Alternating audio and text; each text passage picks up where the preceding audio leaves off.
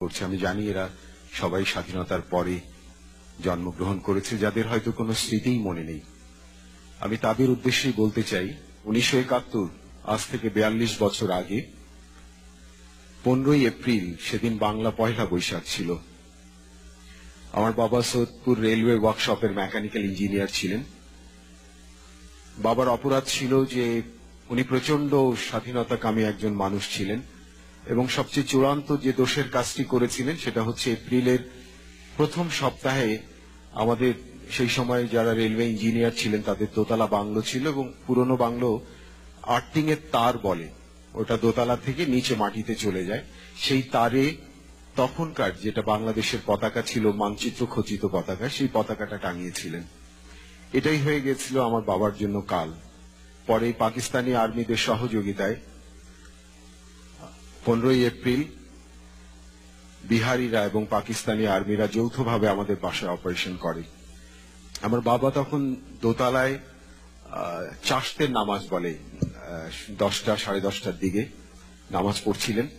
বাবাকে বললাম, বাবা তাড়াতাড়ি মোনাজাতটা করে আমাদেরকে সবাই নিচতলায় চলে যেতে বললেন। ওখানে যাওয়ার পরে আমাদেরকে সবাইকে বললেন, তোমরা খাটের নিচে ঢুকে যাও। আমরা 4 ভাই 2 বোন ছিলাম, সবাই আমরা খাটের দিকে ঢুকে যাই এবং আমার মাও ঢুকে পড়ে। আমার বাবা একা ওই দরজাটা হাত দিয়ে ধরে রাখে। আমার আজকে খুব ভাবতে অবাক লাগে যে বাবা কিভাবে বুঝলো যে উনি একাই ঠেকিয়ে রাখবেন ওদেরকে। এরা প্রথমে দোতলায় যায়, তারপর সেখান থেকে নেমে এসে যখন দেখে দোতলায় কেউ নাই, বুঝতে পারে যে নিচতলায় সবাই আছে। শাবল দিয়ে ব্রিটিশ আমলে সেই বাড়িগুলোর দরজা ভেঙে ফেলে। ভেঙে আমার বাবাকে দেখতে পায়। দেখার পরে বাবা দৌড়ে যখন পালাতে যায় তখন বেডরুমের দরজায় প্রথমে বাবাকে ঠিক এই জায়গায় কোমরটার এই জায়গায় স্টেপ করার সাথে সাথে বাবা পড়ে যায় এবং ওখানেই শাহাদাত বরণ করেন। ওটা দেখে আমার মা খাটের নিচ থেকে বেরিয়ে চিৎকার করে বেরিয়ে আসে। আসার পরে আমার মাকেও তারা বেনোর চার্জ করার পরে টেনে হিচড়ে আমার মাকে সিঁড়ি বারান্দায় নিয়ে যায়। আমি এগুলো সব লুকিয়ে লুকিয়ে খাটের নিচ থেকে দেখছিলাম এবং আমার খুব অবাক লাগে যে আমি একটি কথাও বলিনি। আমার মা চিৎকার করে বলছিল যে আমাকে মেরে ফেলো, আমার বাচ্চাদের মেরো না। খুব অনুনয় বিনয় করছিলেন ওদের কাছে। আর তোমাদের বলে রাখি, যখন আমাদের বাসায় হত্যাকাণ্ড চালানো হয় তখন বঙ্গবন্ধুর নাম ধরে এবং জয় বাংলা স্লোগানের নাম ধরে অকথ্য ভাষায় গালাগাল করতে থাকে এরা, ঘাতকরা। এই অবস্থায় আমার মাকে টেনে হিচড়ে নিয়ে যায়। আমার মা কিন্তু তখনও বেঁচে ছিলেন। আমি এইটুক দেখেছি। এরপরে প্রতিবেশীদের কাছে শুনেছি যে আমার বাবার শখের বাগান ছিল বাসার সামনেই।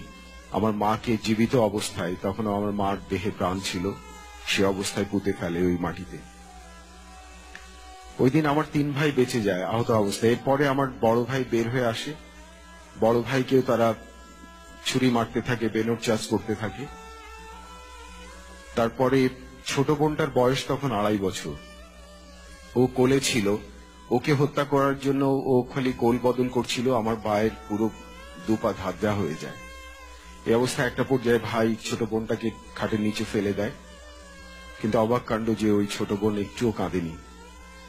এরপরে ও পড়ে যায়। এরপরে এক এক করে আমার বাকি 2 ভাইকেও টেনে হিঁচড়ে ওরা বের করে তাদেরকেও, আমি ভেবেছিলাম তারা বোধহয় মারা গেছে ওখানে।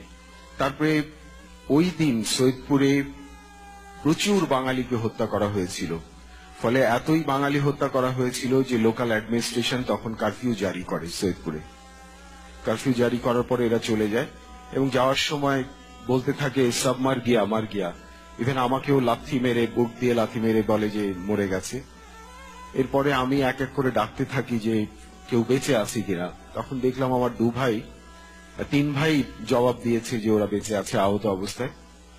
আমি অতটুকু মানুষ, তখন ক্লাস 5 পাশ করে 6-এ উঠেছি মাত্র। ওই অবস্থায় ওদেরকে নিয়ে আমাদের বাসার কাছেই ছিল সৈয়দপুর রেলওয়ে হাসপাতাল, ওখানে ওদেরকে ভর্তি করার পরে সারাটা দিন আমার ছোট বোনটাকে কোলে নিয়ে, আমাকে হাতে নিয়ে সারা সৈয়দপুর ঘুরে বেরিয়েছে, কেউ আশ্রয় দিতে চায়নি। ওই অবস্থায় সন্ধ্যা হয়ে যায়। পরে একজন ডাক্তার এসে তার বাসায় নিয়ে আমাদেরকে আশ্রয় দেয়। আমরা 3 দিন পর্যন্ত জানতাম যে আমার ভাইরা বেঁচে আছে। এরপরে 18ই এপ্রিল পরে জানতে পারি যে আমার ভাইদেরকে খুঁজে পাওয়া যাচ্ছে না।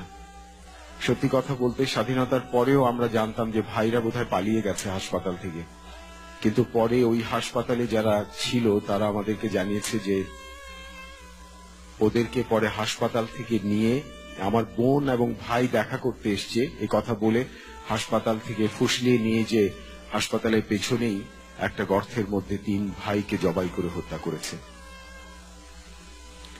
এই হচ্ছে আমাদের পারিবারিক ইতিহাস, যে ইতিহাস 1975 সালের পরে ভুলিয়ে দিতে চেয়েছিল ঘাতকের দল। এদেশের মুক্তিযুদ্ধ হয়েছিল একটা গল্প। আজ তোমরা দেখতে পাচ্ছ যে মুক্তিযুদ্ধের 3 জন জ্বলন্ত সাক্ষী বসে আছি। 42 বছর ধরে আমরা আমাদের স্বজনকে খুঁজে ফিরছি। পারতপক্ষে এই অনুষ্ঠানগুলোতে আসতে চাই না আমরা, কারণ খুবই আবেগতাড়িত হয়ে পড়ি আমরা। আমি একটা কথা বলবো, আজকে এ মাসে যুদ্ধ অপরাধীদের বিচার চলছে। এই 56,000 বর্গ মাইলের বাংলাদেশে পাকিস্তানি আর্মিরা কিন্তু চিনত না। তখন রাস্তাঘাট আরো খারাপ ছিল, তোমরা হয়তো জানো না। এই রাজাকাররা এই পাকিস্তানি আর্মিদের যারা 1200 মাইল দূরের থেকে এদেশে এসেছিল, এই 56,000 বর্গ মাইলে তারাই নিয়ে গেছে, নিয়ে এদেশের 30 লক্ষ মানুষকে হত্যা করেছে। আজকে তাদের বিচার চলছে।